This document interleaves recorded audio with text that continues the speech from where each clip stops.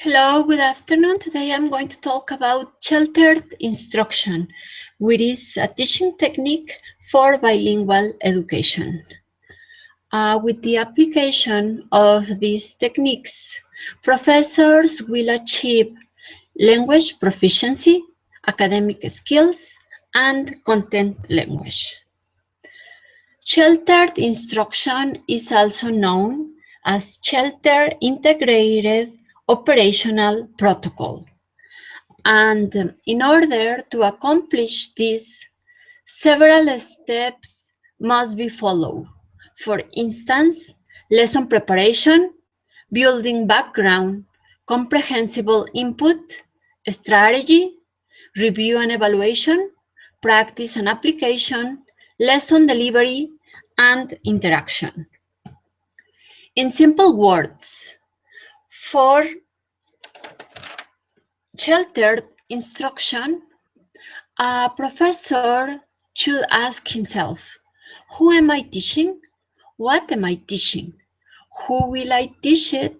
And how will I know if the students understand? At Universidad Autónoma de Aguascalientes, we are interested in the implementation of bilingual education, since we know that it is a very important tool for the academic development of our students. In order to achieve this goal, professors are encouraged to learn about Shelter Integrated Operational Protocol. And how are we going to know about this? Currently, a class is offered to know about this teaching technique. And as a professor of this institution, I am involved in such a course. And to accomplish the objectives of this class, the first activity I was asked for was to select a class amongst the different classes that I currently teach at this institution that I do believe can be implemented in English. In particular, I am interested in environmental chemistry. And today I'm going to talk about Unit 1, which relates to the chemical fate and transport of pollutants in the environment. Following SIOP protocol, the first activity we were asked to do was to set SMART goals for the implementation of our class. What SMART goals means? Each letter of this word has a special meaning. For instance, S stands for specific. Define the goal as much as possible with non-clear language. Who is involved? What do I want to accomplish? Where will it be done? Why am I doing this? Which constraints and/or requirements do I have? M stands for measurable. Can you track the progress and measure the outcome? How much? How many? How will I know when my goal is accomplished? A stands for attainable, achievable. Is the goal reasonable enough to be accomplished? How so? Make sure the goal is not out of reach or below standard performance. R stands for relevant. Is the goal worthwhile and will it meet your needs? Is each goal consistent with the other goals you have established and fits with your immediate and long-term plans? T stands for timely. Your objective should include a time limit. So taking this into mind, we have asked to set specific SMART goals for the implementation of our class. In particular, my SMART goals are as follows. Number 1, to select a chemistry course that can be taught in English. My chemistry course, as I said before, is environmental chemistry. Number 2, formulate an appropriate syllabus for the course. Number 3, search for strategies to facilitate the implementation of the course. Number 4, do an exploratory study to find out the probability for project implementation. Number 5, repeat steps 2, 3, and 4 as necessary. Number 6, work for short periods of time with a control group. And number 7, report results and draw conclusions. Once we set up our SMART goals, we need to find strategies to achieve the implementation of this class as bilingual education. And the following step is to set up understanding and essential questions for our class. Why to do this? Understandings and essential questions will help us to set content objectives. Since when we face bilingual educations, we are not just concerned regarding content objectives, but also language objectives. So, what understandings means? There are 6 facets of understandings. And when we truly understand, we can explain, we can interpret, we can apply, have perspective, can empathize, and have self-knowledge. And as I said before, I do believe setting up understandings and essential questions for our class will help us to define in a very precise way the content objectives for our class. In particular, the understandings for my class are as follows. Students will understand that 1. There is a close relationship amongst the atmosphere, hydrosphere, geosphere, biosphere, and anthroposphere. Number 2. There is a continuous flow of matter and energy among the different layers that conform the environment. Number 3. There is an equilibrium of the chemical composition of environmental compartments. And number 4.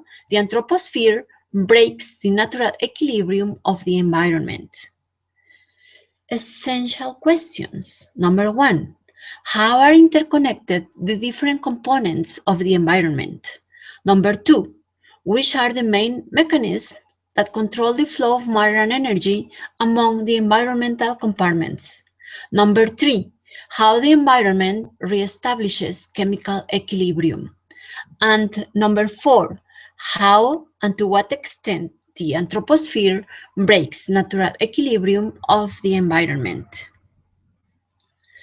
To do the implementation of these understandings, we decided that students will know 1.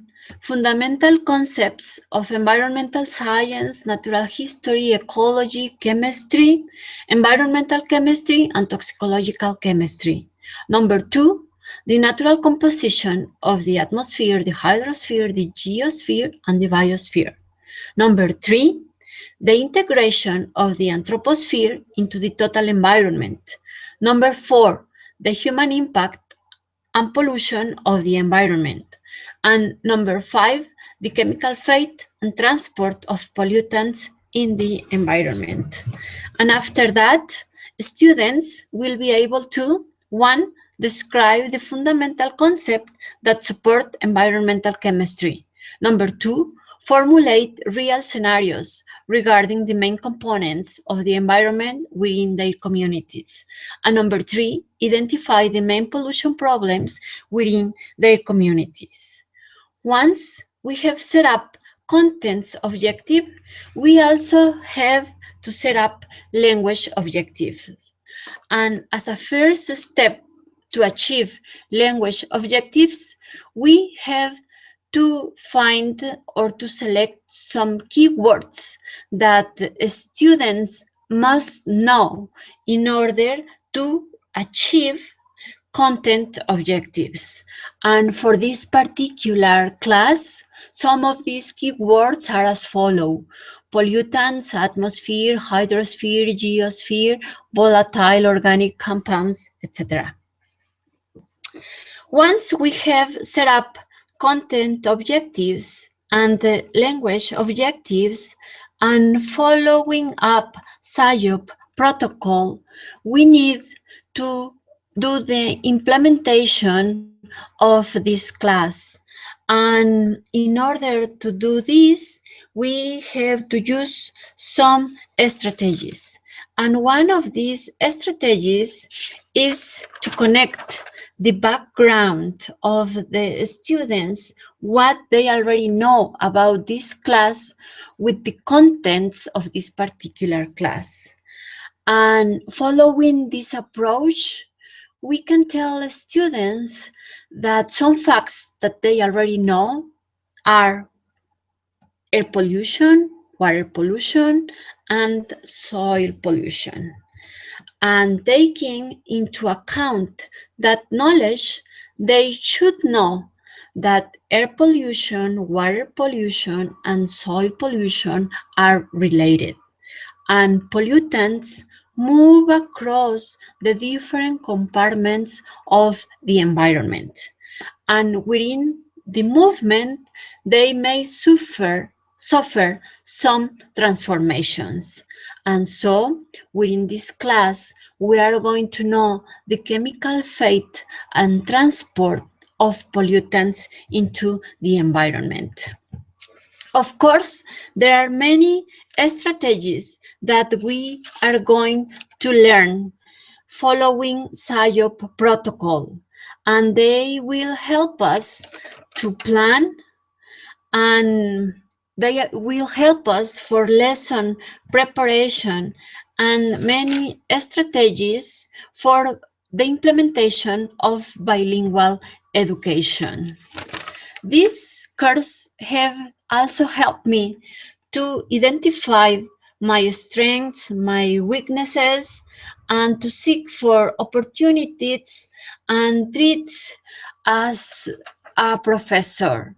For instance, I can say that some of my strengths are related to content objectives. I feel very confident regarding the content objectives that I'm going to teach to my students. But also I have identified some of my weaknesses, and these weaknesses are related to the implementation or to follow different strategies in order to do the implementation of my class. As a science professor, I am very used and very comfortable following traditional techniques for teaching chemistry classes. Nevertheless, this class have offered me a very wide range of strategies that I can do to facilitate the learning process for my students. Nevertheless, taking a professor out of the way he or she is used to teach will take time to learn these strategies. In particular, I have learned that online platforms offer you many resources in order to facilitate the learning procedure. And I am open to learn these strategies and within time to implement them within my classes, not just my bilingual educational classes, but also in all the classes that I am currently teaching at this university. And with this, I would like to invite all my colleagues to know more about this SIOP protocol that I'm pretty sure will help you, or it is a very valuable tool, a very valuable teaching technique that will help you improve the way you teach your different classes. And with this, I would like to thank you for your kind attention.